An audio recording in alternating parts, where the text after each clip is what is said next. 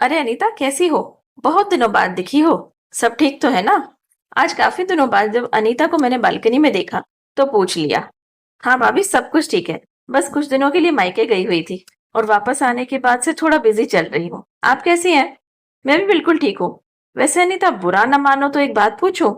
मन में काफी दिनों से एक सवाल था लेकिन जवाब नहीं मिल पा रहा था, इसीलिए उत्सुकतावश मैंने पूछ लिया। अरे भाभी जी, पूछिए ना। इसमें इतना सोचना क्या? दरअसल कुछ दिनों से देख रही हूँ दोपहर के समय अब थैली में भरकर कुछ सामान लेकर बाहर जाती हैं और लगभग 3 घंटे में वापस आ जाती हैं। तो मन में उत्सुकता जाग उठी कि आखिर अब कहाँ जाती हैं। मतलब कहाँ काम करती हैं, किसी को कुछ देने जाती हैं या कुछ बेचकर। अरे नहीं नहीं भाभी, इतना ज्यादा सोचने की जरूरत नहीं है। कभी कभी हमारी जिंदगी में ऐसी कुछ घटनाएं घटित हो जाती हैं जिसके बाद हमारे अंदर भी कोई परिवर्तन आ जाता है। बस ये उसी का परिणाम है। मतलब, दरअसल पिछले दिनों जब मैं मायके गई थी तो मेरी भाभी की डिलीवरी हुई थी और इसी वजह से मेरा अस्पताल में आना जाना लगा हुआ था। तब वहां पर मुझे एक औरत मिली जिसका मायका और ससुराल दोनों ही किसी और राज्य में थे और जिसके चलते उसे घर का खाना नहीं मिल पा रहा था। बेचारी केवल दूध और बिस्किट खाकर या फिर बाहर से ही मंगाकर खा लेती थी। इतनी ज्यादा उसकी हैसियत नहीं थी कि किसी अच्छे होटल से पौष्टिक और साफ सुथरा खाना मंगवा कर खा सके। पति दिहाड़ी मजदूर था।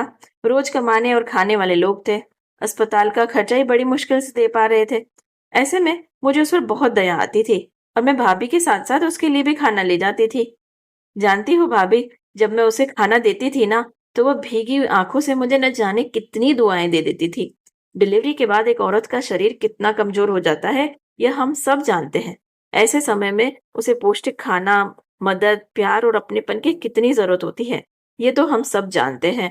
तो बस उसी दिन मन में ख्याल आया कि इस छोटे से अस्पताल में अगर उसके जैसी मजबूर एक औरत है, तो किसी बड़े सरकारी अस्पताल में न जाने कितनी ही माएं होंगी जिनका ख्याल रखने के लिए, जिन्हें पौष्टिक खाना देने के लिए उनके साथ कोई नहीं होगा। और बस, अब से ये जिम्मेदारी मैंने अपने ऊपर ले ली है। अब रोज मैं 2-3 घंटे के लिए अस्पताल जाती हूँ और वहां पर जो भी ऐसी औरतें होती हैं जिन्हें मदद की जरूरत होती है, पौष्टिक भोजन की जरूरत होती है, उनकी यथासंभव मदद भी करके आती हूँ और घर का बना हुआ शुद्ध और पौष्टिक खाना भी खिलाकर आती हूँ। अरे वाह अनीता, तुमने तो मेरा दिल जीत लिया।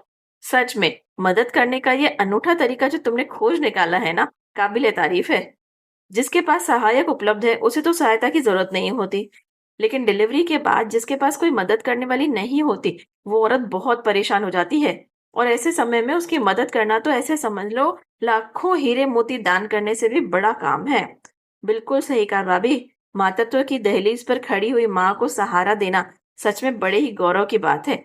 तो आजकल बस इसी काम में लगी हुई हूँ। अनीता, एक रिक्वेस्ट थी। क्या कल से मैं भी तुम्हारा साथ दे सकती हूँ? अरे, ये भी कोई पूछने की बात है भाभी। एक से भले दो, आपका इंतजार रहेगा। तो दोस्तों, अनीता और उसकी सहेली तो चल पड़ी मातृत्व की दहलीज पर खड़ी हुई महिलाओं की मदद करने। आपके इस बारे में क्या विचार है?